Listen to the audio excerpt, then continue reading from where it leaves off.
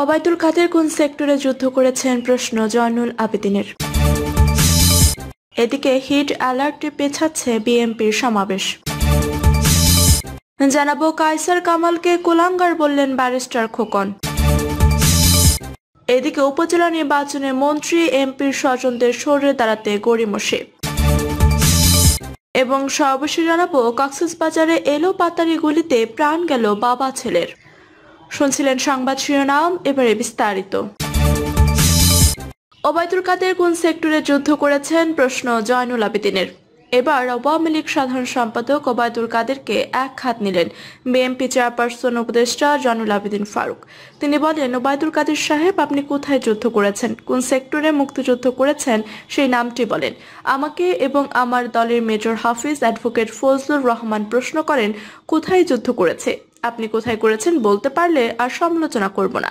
জয়নুল আবেদিন বলেন, জিয়াউর রহমানের ঘোষণায় মুক্তিযুদ্ধের সূচনা হয়।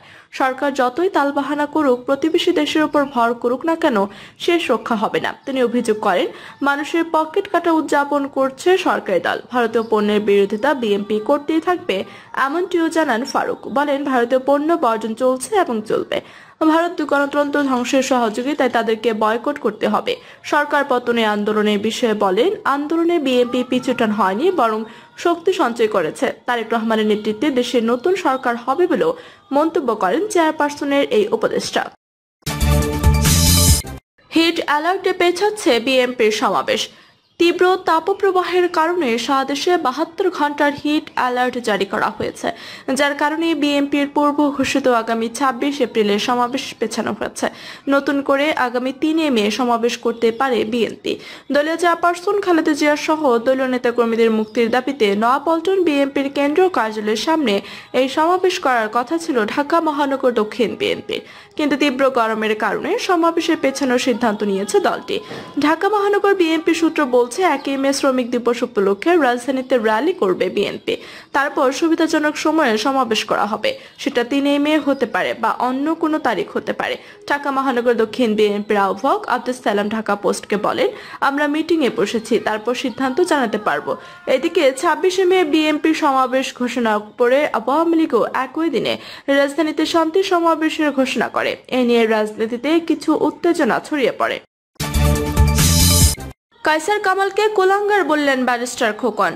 সুপ্রিম আইনজীবী সমিতির নির্বাচন পরবর্তীতে বিএনপি আইনজীবী ফোরামের ভাঙন দৃশ্যমান হলো। ফোরামের মহাসচিব ও বিএনপির আইন বিষয়ক সম্পাদক ব্যারিস্টার কায়সার কামালকে এক হাত নিলেন বারের সভাপতি ব্যারিস্টার মাহবুব উদ্দিন খোকন। সোমবার সুপ্রিম কোর্ট আইনজীবী সমিতির হলরুমে সংবাদ সম্মেলন ডেকে মাহবুব উদ্দিন খোকন বলেন, কায়সার কামাল সরকারের এজেন্ট হয়ে বার নির্বাচনে কাজ করেছে। কায়সার কামালকে অবার্চিন বালক ও কুলাঙ্গার আখ্যায়িত করে খোকন বলেন, সময় এসেছে তাকে দল থেকে বহিষ্কারের। দলের ভারপ্রাপ্ত চেয়ারম্যান তারেক রহমানের নির্দেশে তিনি বার নির্বাচনে অংশ নিয়েছেন এবং দায়িত্ব গ্রহণ করেছেন বলেও দাবি করেন খোকন। কায়সার কামালের নৈতিক স্থলনের দায়ে বিএনপি স্থায়ী কমিটির অনুসন্ধানের আহ্বান জানান বিএনপি থেকে নবনির্বাচিত বার সভাপতি খোকন। এর আগে রোববার জাতীয়তাবাদী আইনজীবী ফোরামের সিনিয়র সহ সভাপতির পদ থেকে ব্যারিস্টার মাহবুব উদ্দিন খোকনকে অব্যাহতি দেওয়া হয়। এর আগে রোববার দলীয় শৃঙ্খলা ভঙ্গের অভিযোগে সুপ্রিম কোর্ট আইনজীবী সমিতির নবনির্বাচিত সভাপতি ব্যারিস্টার মাহবুব উদ্দিন খোকনকে জাতীয়তাবাদী আইনজীবী ফোরামের সিনিয়র সহ সভাপতি পদ থেকে অব্যাহতি দেওয়া হয়। উপজেলা নির্বাচনে মন্ত্রী এমপির স্বজনদের সরে দাঁড়াতে গড়িমসি। দলের সিদ্ধান্ত মেনে মন্ত্রী সংসদ সদস্যদের সন্তান, নিকটাত্মীয় ও স্বজনেরা উপজেলা নির্বাচন থেকে সরে দাঁড়াতে খুব বেশি আগ্রহ দেখাচ্ছেন না। এ পরিস্থিতিতে আজ সোমবার প্রথম ধাপে নির্বাচনে মনোনয়নপত্র প্রত্যাহারের শেষ দিনে দলের সিদ্ধান্ত মেনে সবার সরে দাঁড়ানোর সম্ভাবনা কম। আওয়ামী লীগের নীতি নির্ধারণী সূত্রের সঙ্গে কথা বলে এই চিত্র পাওয়া গেছে। সূত্র বলছে, সাংগঠনিক সম্পাদক ও অন্যান্য সূত্র থেকে যে তথ্য পাওয়া গেছে তাতে সারা দেশে এখন পর্যন্ত মন্ত্রী, সংসদ সদস্যদের নিকটাত্মীয় উপজেলা চেয়ারম্যান পদে নির্বাচনে আছেন 25 জনের মতো। এই সংখ্যা আরো বেশি হতে পারে। এর মধ্যে 15 জনের মতো আছেন প্রথম পর্বে। সূত্র বলছে, সাংগঠনিক সম্পাদক ও অন্যান্য সূত্র থেকে তথ্য পাওয়া গেছে তাতে সারা দেশে এখন পর্যন্ত মন্ত্রী, সংসদ সদস্যদের নিকটাত্মীয় উপজেলা চেয়ারম্যান পদে নির্বাচনে আছেন 25 জনের মতো। এই সংখ্যা আরো বেশি হতে পারে। এর মধ্যে 15 জনের মতো আছেন প্রথম পর্বে, বাকিরা দ্বিতীয় বা অন্য পর্বে ভোট করবেন। তবে নাটোরের সিংড়ায় তথ্য ও যোগাযোগ প্রযুক্তি প্রতিমন্ত্রী জুনায়েদ আহমেদ পলকের শেলক লুৎফর হাবিব গতকাল রোববার সরে দাঁড়িয়েছেন। তার বিরুদ্ধে প্রতিদ্বন্দ্বী প্রার্থীকে অপহরণের অভিযোগ ওঠে। এর বাইরে আর কেউ গতকাল গতকাল সরে দাঁড়ায়নি। আওয়ামী লীগের 4 জন সাংগঠনিক সম্পাদকের সঙ্গে কথা বলে জানা গেছে, ঘনিষ্ঠ স্বজনেরা ভোট করেছেন এমন সংসদ সদস্যদের সবাইকে দলীয় সিদ্ধান্তের বিষয়টি জানিয়ে দেওয়া হয়েছে। কাউকে কাউকে একাধিকবার ফোন করে স্বজনদের বসিয়ে দিতে তাগাদা দেওয়া হয়েছে, কিন্তু তারা গড়িমসি করছেন, নানা অজুহাত ও সমস্যার কথা তুলে ধরেছেন। আজও তারা ফোনে সংশ্লিষ্টদের সঙ্গে কথা বলবেন বলে সাংগঠনিক সম্পাদকেরা জানিয়েছেন। একজন দায়িত্বপ্রাপ্ত সাংগঠনিক সম্পাদক প্রথম আলোকে বলেন, মন্ত্রী সংসদ সদস্যদের অনুরোধ করা ছাড়া তাদের হাতে কোনো বিকল্প নেই। 30 এপ্রিল আওয়ামী লীগের সর্বোচ্চ নীতি নির্ধারণী ফোরামের বৈঠক রয়েছে। ওই বৈঠকে দলীয় প্রধান ও প্রধানমন্ত্রী শেখ হাসিনার হাতে মন্ত্রী সংসদ সদস্যদের স্বজনদের তালিকা তুলে দেওয়া হবে। তখন হয়তো শাস্তিমূলক ব্যবস্থা নেওয়ার সিদ্ধান্ত আসতে পারে। নোয়াখালীর হাতিয়ায় নারী ও পুরুষ ভাইস চেয়ারম্যান পদে আওয়ামী লীগ সমর্থিত প্রার্থীরা বিনা প্রতিদ্বন্দ্বিতায় জয়ী হয়ে গেছেন। বাকি আছে চেয়ারম্যান পদের ভোট। সেখানে স্থানীয় সংসদ সদস্য মোহাম্মদ আলী তার ছেলে আশিক আলীকে প্রার্থী করেছেন। আওয়ামী লীগের আর কেউ প্রার্থী হওয়ার সাহস করেননি। ছেলে প্রার্থিতার কোনো কারণে বাতিল হয়ে গেলে চেয়ারম্যান পদ যাতে পরিবারের মধ্যেই থাকে, সেজন্য সংসদ সদস্য নিজের স্ত্রী দুবারের সংসদ সদস্য আয়েশা ফেরদৌসকেও ডামি প্রার্থী করেছেন। এখন সংসদ সদস্যের স্ত্রী ও ছেলে সরে গেলে আওয়ামী লীগের কোনো প্রার্থী থাকবেন না। এর আগে গত 2 মেয়াদে হাতিয়া উপজেলা চেয়ারম্যান ছিলেন সংসদ সদস্যের ভাই মোহাম্মদ মাহবুব মোর্শেদ। স্থানীয় সূত্রগুলো বলছে, জাতীয় পার্টি মুশফিকুর রহমান এখানে চেয়ারম্যান পদে প্রার্থী হয়েছেন, যদিও তিনি প্রতিদ্বন্দ্বিতা করার মতো প্রার্থী নন। গত জাতীয় সংসদ নির্বাচনে তিনি মোহাম্মদ আলীর সঙ্গে লড়াই করে মাত্র 6000 ভোট পেয়ে জামানত হারিয়েছেন। আর এবার তিনি উপজেলায় ভোটে দাঁড়িয়েছেন। সংসদ সদস্য মোহাম্মদ আলী দাবি করেছেন, উপজেলায় 11টি ইউনিয়ন ও 1টি পৌরসভার নেতারা এবং বর্তমান চেয়ারম্যান তার ভাই মাহবুব মোর্শেদ সম্মিলিতভাবে আশিক আলীর নাম প্রস্তাব করেছেন। এর জন্য আওয়ামী লীগের অন্য কেউ প্রার্থী হননি, আর স্ত্রীকে প্রার্থী করেছেন সতর্কতার জন্য ডামি। এ অবস্থায় তার ছেলে বা স্ত্রী বসে গেলে বিনা প্রতিদ্বন্দ্বিতায় জাতীয় পার্টির প্রার্থী জিতে যাবেন, এটা কেন্দ্রীয় আওয়ামী লীগ জানে। এর জন্য তাকে চাপও দেওয়া হচ্ছে না। মুন্সিগঞ্জ সদর উপজেলার পরিস্থিতি আরো জটিল। এই উপজেলার চেয়ারম্যান পদে মনোনয়নপত্র জমা দেওয়ার একমাত্র ব্যক্তি বর্তমান চেয়ারম্যান আনিসুজ্জামান। তিনি স্থানীয় সংসদ সদস্য মোহাম্মদ ফয়সালের চাচা, ফলে তিনি এর মধ্যে বিনা প্রতিদ্বন্দ্বিতায় জয়ী হওয়ার পথে। স্থানীয় ও কেন্দ্রীয় আওয়ামী লীগ সূত্র জানায়, জাতীয় নির্বাচন ঘিরে সংসদ সদস্য ও তার চাচার মধ্যে কিছুটা মনোমালিন্য হয়। এর ফলে জেলা আওয়ামী লীগের সহ সভাপতি আফসার উদ্দিন ভূঁইয়া উপজেলা চেয়ারম্যান পদে প্রার্থী হতে আগ্রহ প্রকাশ করেছিলেন, কিন্তু নির্বাচন ঘনিয়ে আসার পর পরিবারের মধ্যে মনোমালিন্য দূর হয়ে যায়। ফলে আফসার উদ্দিন আর প্রার্থী হওয়ার সাহস করেনি। এদিকে তৃতীয় পর্বে ভোট হবে বরিশালে আগলঝাড়ায়। এরই মধ্যে স্থানীয় সংসদ সদস্য আবুল হাসনাত আব্দুল্লাহ নিজের ছেলে আশিক আব্দুল্লাহকে প্রার্থী ঘোষণা করেছেন। এজন্য স্থানীয় কেউ আর প্রার্থী হওয়ার আগ্রহ প্রকাশ করার সাহস পাচ্ছেন না। তারা মনে করছেন, কেন্দ্রীয় আওয়ামী লীগের সিদ্ধান্ত মেনে আশিক আব্দুল্লাহ ভোট না করলে তারা প্রার্থী হওয়ার ঘোষণা দেবেন।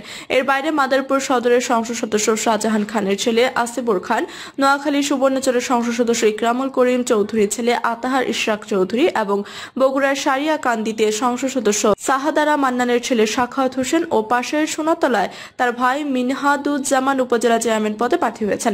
গতকাল রাত পর্যন্ত তারাও সরে যাননি। আওয়ামী লীগের দায়িত্বশীল সূত্র বলছে, তাদের মূল চিন্তা প্রথম ও দ্বিতীয় পর্ব নিয়ে, কারণ তৃতীয় ও চতুর্থ পর্বের আনুষ্ঠানিকতা শেষ হতে আরো সময় আছে। ফলে দলীয় সিদ্ধান্ত মানতে সময় পাওয়া যাবে। এছাড়া মন্ত্রীর সংসদ সদস্যরা দলের সিদ্ধান্ত জেনে যাওয়ার কারণে স্বজনদের প্রার্থী করার বিষয়ে উৎসাহ পাবেন না। কিন্তু প্রথম ও দ্বিতীয় পর্বে প্রার্থীরা মাঠে আছেন, টাকা পয়সা খরচ করে ফেলেছেন। কোথাও কোথাও স্থানীয় মন্ত্রীর সংসদ সদস্যরা নিজেদের স্বজনদের প্রার্থী ঘোষণা করার কারণে অন্যরা আর প্রার্থী হওয়ার সাহস পাননি। আওয়ামী লীগের একজন কেন্দ্রীয় নেতা নাম প্রকাশ না করার শর্তে বলেছেন, সিদ্ধান্তটা নিতে দেরি হয়ে গেছে। আওয়ামী লীগ মন্ত্রী সংসদ সদস্যদের স্বজনদের সরে দাঁড়াতে নির্দেশনা দিয়েছে 18 এপ্রিল, আর প্রথম ধাপের মনোনয়নপত্র জমা দেওয়ার শেষ দিন ছিল 15 এপ্রিল। অর্থাৎ চাইলেও অনেকে আর মনোনয়নপত্র জমা দিতে পারেনি। এজন্যই কোথাও কোথাও মন্ত্রী সংসদ সদস্যদের স্বজনেরা একমাত্র চেয়ারম্যান প্রার্থী কিংবা আওয়ামী লীগের একক প্রার্থী হয়ে গেছেন। তাদের বাদ দিলে আওয়ামী লীগের প্রার্থী থাকে না কিংবা ভোটে হবে না। যেখানে দলের একাধিক প্রার্থী চেয়ারম্যান পদে দাঁড়িয়েছেন, সেসব উপজেলা প্রার্থীরা সুবিধা পাবেন।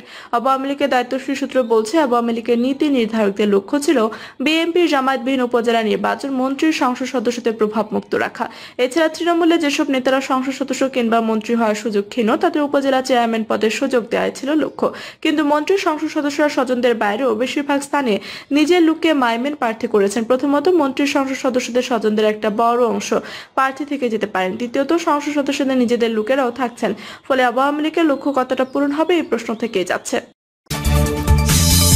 কক্সবাজারে এলোপাতাড়ি গুলিতে প্রাণ গেল বাবা ছেলের। কক্সবাজার রামতে দুর্বৃত্তদের এলোপাতাড়ি গুলিতে বাবা ও ছেলে নিহত হয়েছেন।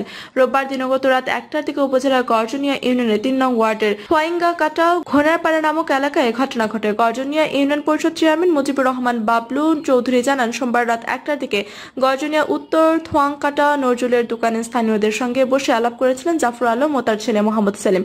হঠাৎ কালো মুখোশ পরা একদল অস্ত্রধারী ডাকাত এসে তাদের উপর এলোপাতাড়ি গুলি বর্ষণ শুরু করে।